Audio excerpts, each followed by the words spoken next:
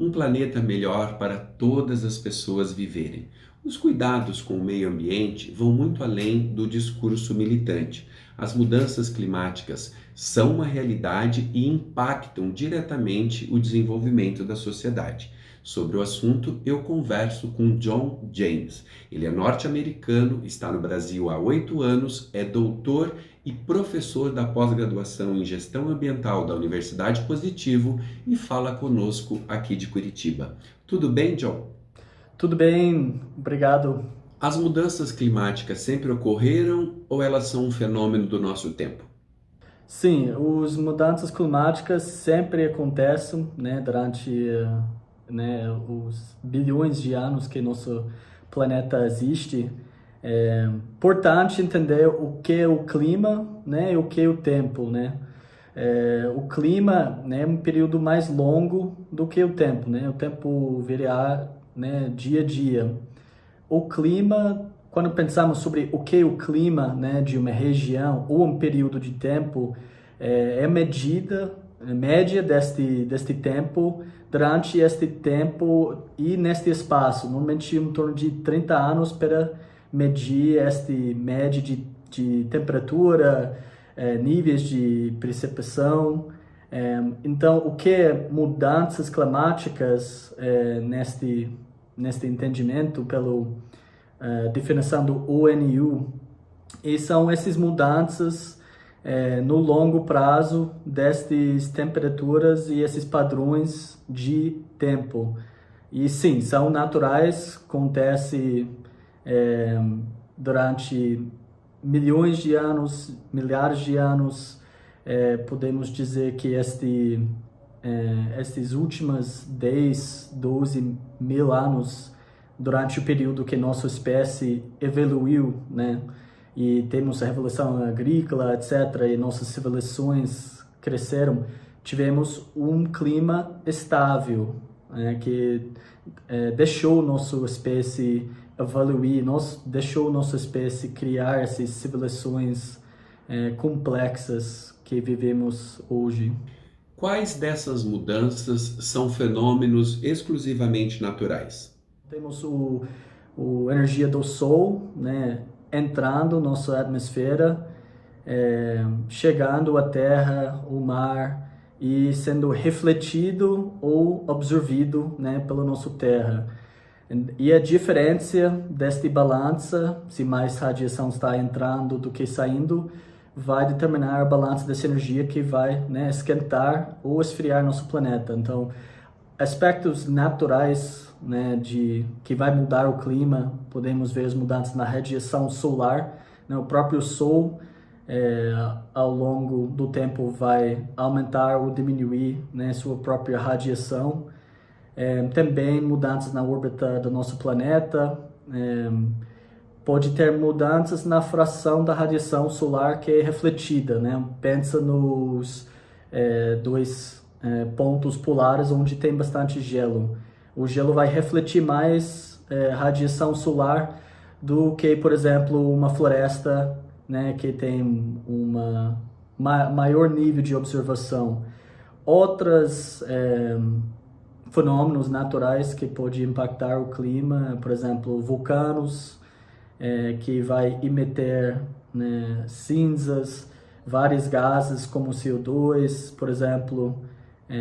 Mas estes fenômenos naturais não explicam o aumento rápido de temperatura que observamos nesses modelos de mudanças climáticas desde a Revolução Industrial. E quais dessas mudanças estão ligadas à ação humana?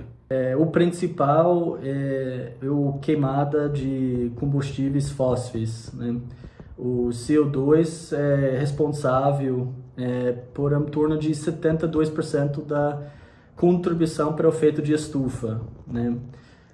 Um efeito de estufa pode pensar como um cobertor nosso planeta.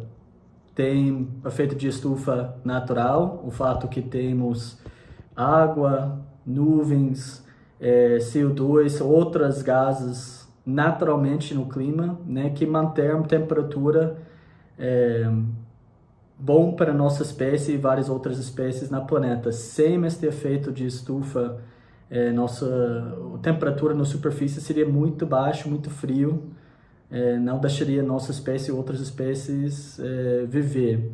Mas o que estamos observando como atividades como queimadura de combustíveis fósseis, principalmente pelo transporte e geração de energia, e efeito de estufa acelerado, aumentado, que está esquentando nosso planeta.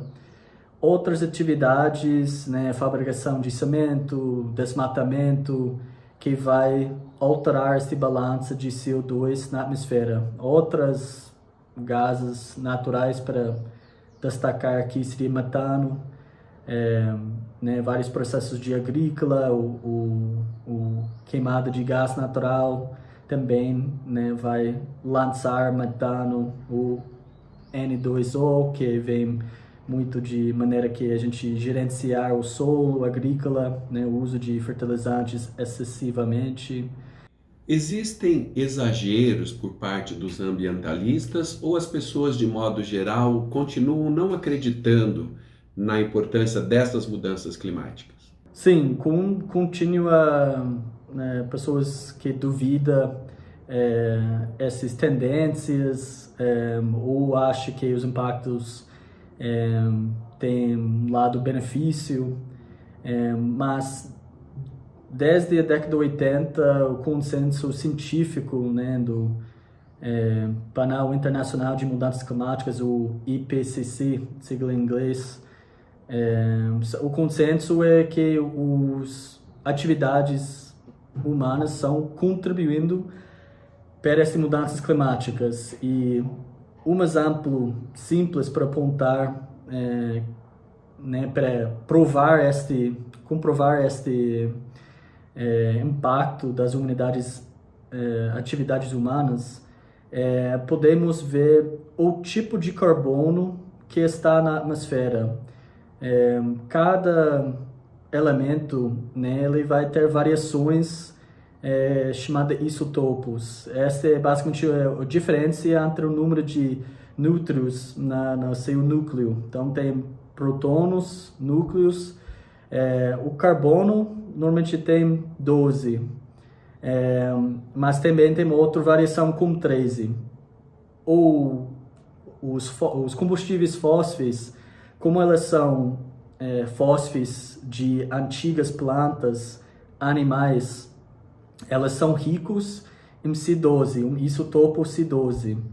Então, o que observamos nas concentrações de CO12 e C13 é uma aumento grande na porção de C12 e uma queda no C13, ou seja, significa que esse CO2 que está entrando na atmosfera é do isotopo C12, que vem predominantemente de combustíveis fósseis. Então, é um exemplo bem claro que mostra o tipo de carbono que está aumentando a atmosfera. Não está vindo de maneira natural esta mudança de porções na atmosfera. Vemos um aumento muito rápido, muito forte desde a Revolução Industrial de um tipo de carbono associado com a queimada de combustíveis fósseis. O quanto dessa conscientização depende de políticas públicas e qual é a cota de responsabilidade individual de cada um de nós? Sim, as ações de pessoas individuais importam também. Pensam quantos recursos cada pessoa pensa que precisa consumir. Mas a maior responsabilidade continua com os governos e principalmente nas empresas, mas são interligados. Não vai ter mudanças, transformações se não tem demanda do povo. Que ações imediatas deveriam ser adotadas para minimizar isso? Então, o que o Brasil precisa focar é repensar sobre o uso de terra. Tem que parar com esta falsa dicotomia que tem que ter preservação ambiental ou desenvolvimento, enquanto o Brasil está abençoado com ricos recursos, altos níveis de biodiversidade, que pode ser uma fonte renovável para produtos e serviços na bioeconomia, né? O governo já está pensando como bioeconomia como uma estratégia nacional. Este é o caminho, mas precisa fortalecer políticas públicas para proteger e conservar, né, o meio ambiente que o Brasil tem e que o setor agrícola depende, né? O setor agrícola depende das chuvas que vêm da Amazônia, da Norte, né? Então, é tudo interligado e o mais rápido que podemos entender este aspecto, o mais rápido o Brasil pode fazer essa transição e lidar de novo na escala internacional, especialmente sobre tópicos relacionados com mudanças climáticas ou meio ambiente. John, como resolver essa equação de promover o desenvolvimento e preservar o meio ambiente? Precisamos de desenvolvimento econômico, precisamos empregos, precisamos de consumir recursos. Não estou falando que pessoas precisam parar, né, com essas atividades, mas podemos fazer isso de maneira mais inteligente, maneira de, né, criar empregos no nova geração de tecnologia verde, que não vai, né, poluir nosso meio ambiente, mas contribuir para o futuro deste país. Que horizonte de tempo você visualiza para o agravamento da situação caso medidas não sejam tomadas? As mudanças climáticas já estão acontecendo.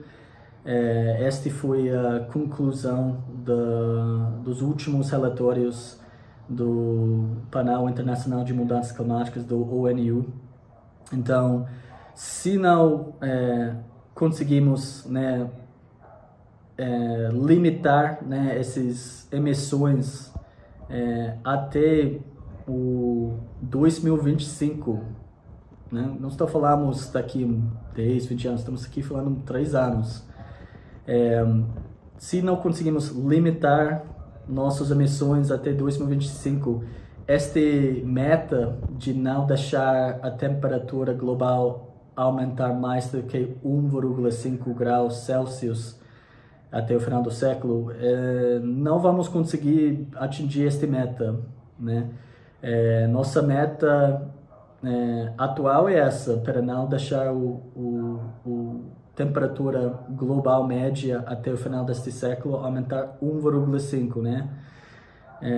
Porque esta temperatura mais alta que isso já vemos impactos, especialmente para países que estão mais próximos ao mar, com aumento de níveis de mar. Outros impactos que vamos ver são, né, secas mais longos, tempestades mais intensos. E esses são desastres que a gente fala desastres naturais, entre aspas, mas o mudança climática já está ampliando, né, esses desastres ambientais.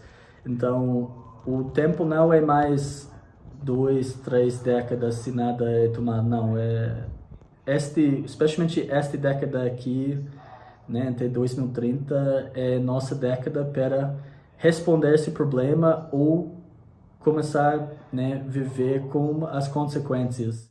Para a gente encerrar, você pode citar 5 atitudes individuais que cada um de nós pode fazer para colaborar para a redução aí dessas mudanças climáticas? Né, responsabilidade continua sendo muito mais com, né, o governo, a sociedade coletivamente. Não vamos resolver esse problema sem essas ações transformativas. Mas sim, cada um pode tomar atitudes, mudanças no seu estilo de vida que pode ajudar. Eu não quero dizer a maneira que pessoas deveriam viver suas vidas, mas só apontar, né, algumas opções, né? Pensa quando você está, né, seu uso de energia, né, seja consciência como seu uso de energia em casa, por exemplo, né, pensa quando você está comprando aquele próximo eletrônico doméstico, olhando para versões mais eficientes, né?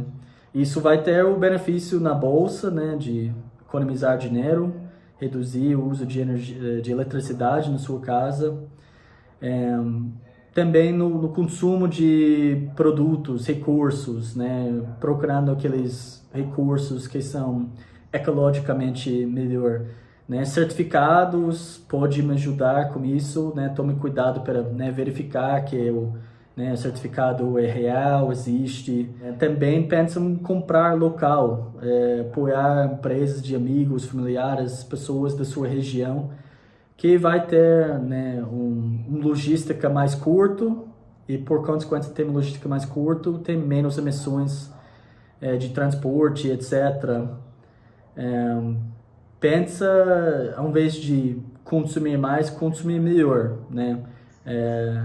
Acho que muitas vezes esta fala de quais são as ações individuais podem fazer é sempre uma coisa meio tem que fazer com menos. Não, eu quero viver bem melhor, não quero eu quero melhor qualidade de vida, quero melhor coisas e não mais coisas, né? Podemos pensar como reciclar, reusar, compostagem.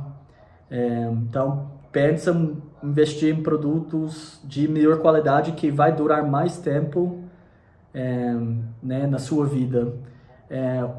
Acho que é bem atual falar que quem escolhemos, né, para nossos governos é importante. Então, pensa no seu voto sobre os líderes que vai, né, responder este desafio. Este é o desafio da nossa geração deste século, né? Temos um planeta só.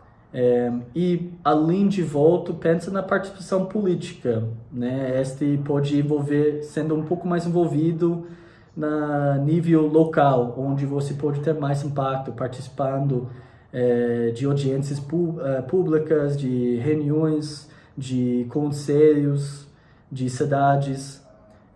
E daí, por último, eu falaria, quando você está pensando em consumir recursos, só pensa no custo-benefício que você normalmente faz com sua bolsa, mas também pensa custo-benefício como meio ambiente. Não estou dizendo que tem que, né, parar de fazer aquela viagem que você planejou o ano inteiro, não. Pensa o que serve melhor para a sua vida, mas pensa também no seu dia a dia, se algumas coisas, né, realmente, né, precisa fazer, ou, né, pode reduzir ou fazer de outra maneira que tenha um menor custo, né, para o meio ambiente. John, obrigado pela entrevista. Muito obrigado. E a você, obrigado pela atenção e até o próximo vídeo.